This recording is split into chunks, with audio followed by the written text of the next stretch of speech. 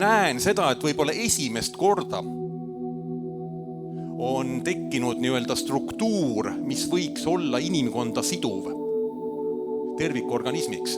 Ehk nii nagu meie kehas olevad rakud, iga rakk on omaette elusorganisme. Ja kõik nemad kokku on nõustunud olema hulk rakne ja tänu sellele saab minu teadvus üldse eksisteerida. Mina ei ole üksik rakk, mina olen nende summa. Ja samamoodi nagu altpoolt ülespoole, rakud koosnevad altpoolt veel aatomitest, siis ilmselt võib minna ka ülespoole. Et kas me oleme nõus olema suurema tervikorganismi rakud, mis on tegelikult inimkond? Et mul on tekkinud võib-olla, ma ütleksin niimoodi, lootus, kui rääkida tulevikust.